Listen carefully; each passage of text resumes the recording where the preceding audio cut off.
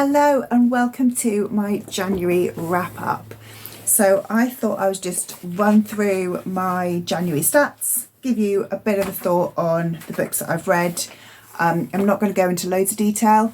I'm pretty much just going to give like the rating that I gave them, if I gave them a rating, and a little bit of what my thoughts are. I'm not going to give ratings on all of the books. So some of these books are ones I've worked on for work. So I'm not going to go into too much detail or give ratings or anything for those ones just because I'm paid to work on them. So some little stats, and I will see if I can pop them up here somewhere. I've read 12 books. That's a total of 4,084 pages. The format, I've read 8 books physically, 3 digitally and 1 audio. The genres, I've read 2 romance, 2 fantasy, 1 crime, 1 adventure, 2 dark academia, 2 non-fiction, 1 contemporary and 1 lit fic. So quite a range there. And as for my star ratings, I had 1 5-star, 6 4-stars or 4.5 stars, 1 3-star and 2 2-stars. I honestly don't know if those numbers are correct, so I'm going to actually just pop them up in a table. I'm going to be being helped tonight by Bella, who has just taken herself out of frame. She's quite grumpy with me today because I ran out of her cat food, so she's on her dry food all day, which she's not a fan of. Anyway, let's go through the books and what I thought of them. These aren't in the order that I read them, they're literally just in the order that I've got them on the pile next to me. So first book I'm going to talk about is The Hand on the Wall by Maureen Johnson. I gave this book 4 stars. I really liked it. I really liked the whole Truly Devious series. I think I just left it too long to read it after really enjoying books 1 and 2. So it is really good. I would recommend the whole series, but I slightly wish I just binged them all in like a weekend. Okay, the next one I've got is Legends and Lattes. So I gave this one a 4.5 stars. I loved it. It's so cute. It's super cute, cozy. It's just the loveliest little fantasy about a orc who wants to retire from fighting and open up a coffee shop. I did find it was a little bit repetitive, but it was super cute, so I was fine. I liked it. Next, I've got Loath to Love You by Ali Hazelwood. This is one that I'm currently working on through Tandem, so I'm not going to do ratings or anything like that one. This is a series of 3 novellas, all following women in STEM. Playing with, basically, yeah, they're all only to lovers as well, which is always good. This is also my first Ali Hazelwood, and you can't really see, but I have got The Love Hypothesis and Love on the Brain up here. I'm thinking I'm going to read The Love Hypothesis in February, maybe. The next big chunkiest one, I have got Wheel of Time, so The Eye of the World, book 1. I was surprised how much I enjoyed this one. I gave this one 4 stars. It's very, very slow going, but normally when a slow going book annoys me, it didn't. In this one, I enjoyed it. I really, even though the majority of the 700 odd pages is them walking from place A to place B, I liked it. So yeah, I'm excited to see how the rest of the series goes. Now let's stop knocking everything off the desk. Cats. Yeah, I'm excited to see how the rest of the series goes, and yeah, I enjoyed it. 4 stars.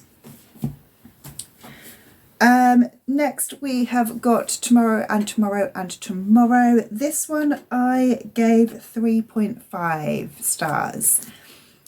I had really high hopes and really high expectations for this book, and I think realistically it just wasn't one that's geared towards me. I'm not a gamer. I have no interest in gaming at all, and I feel like without having that interest, a lot of this just sort of flew past me and I just wasn't massively excited by it. So I do think this is a great book and a lot of people will really like it. And I know that I'm definitely in the minority for not giving it 5 stars and it being like a favourite. But yeah, for me, it just didn't quite hit how I wanted it to.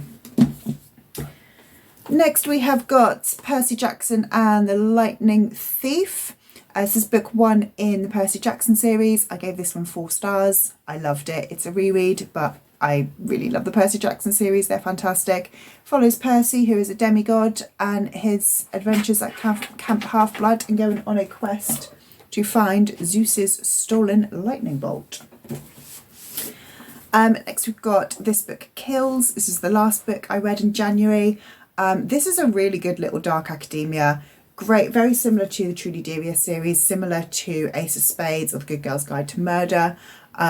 I really liked it. I did guess the killer, but I think that there were enough twists and turns that it wasn't massively obvious. I think I kind of worked it out, and it was one of those where I knew who did it, but I didn't know why they'd done it.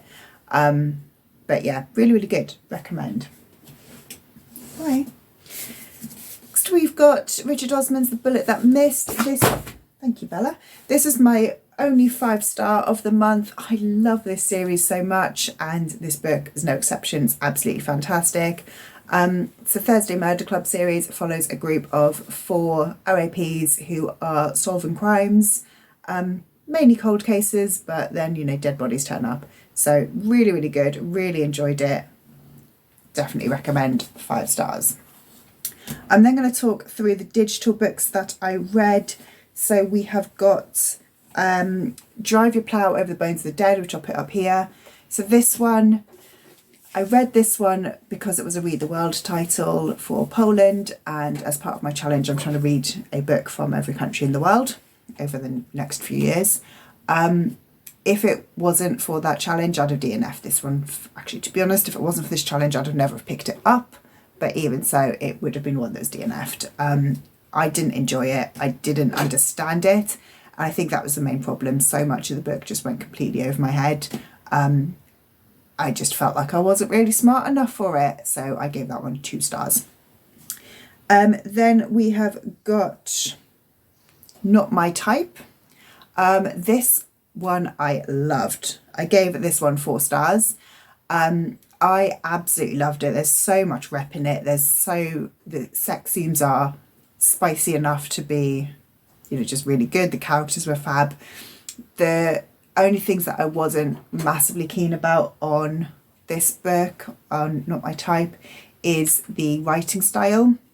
I felt the writing was a little bit too fast paced. And there were a couple of parts in there that just took me out of the story because I felt, hang on, that's not right.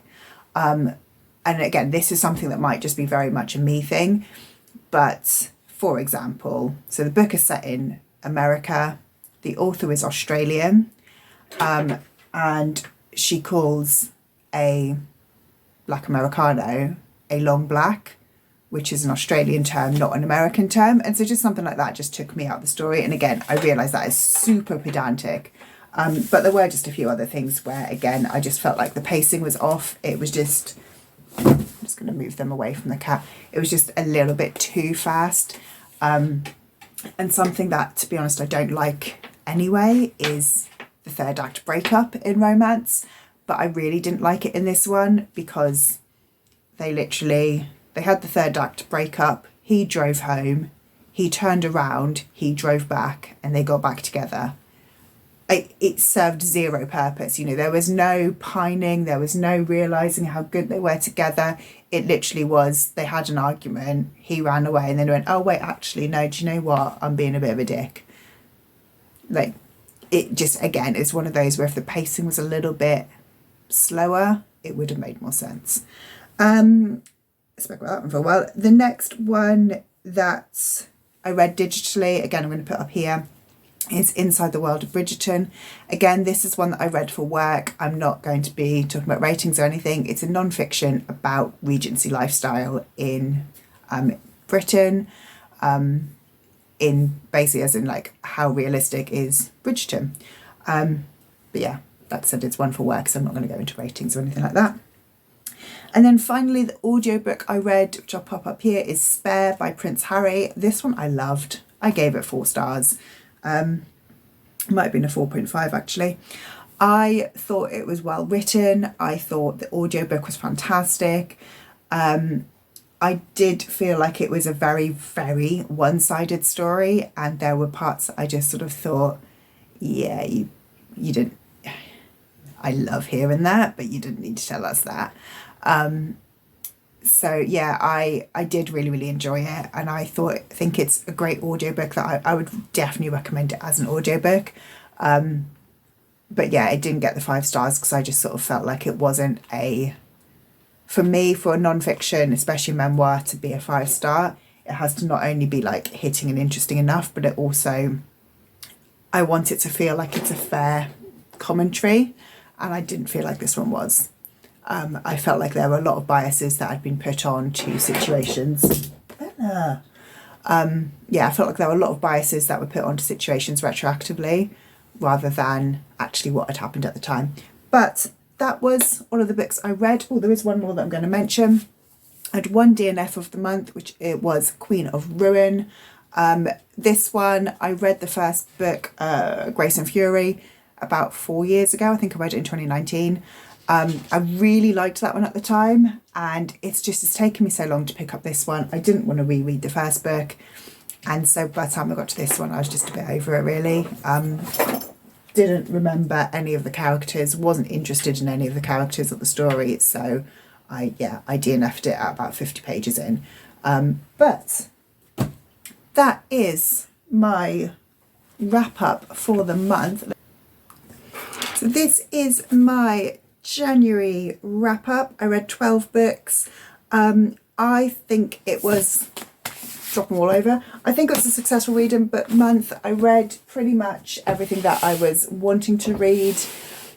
So I read all of my priority TBR, and of my kind of non-priority TBR, I read 2 of those 5. So I read 7 out of the 10 books that I was planning on reading this month. The ones I didn't read, I didn't read Where Dreams Descend, and honestly I'm a little bit unsure whether I will read that one. It's a YA fantasy that I'm not massively excited by.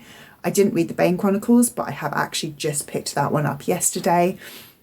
And I didn't read The Blade itself, but again, that is on my February TBR, and it was always going to be one that I would need to read in February. If I could have got ahead, brilliant, but it wasn't going to be an essential. So that is my January wrap up. Come and chat to me down in the comments. If you like this video, please give us a like, subscribe if you would like to, and I will catch you in the next one. Bye.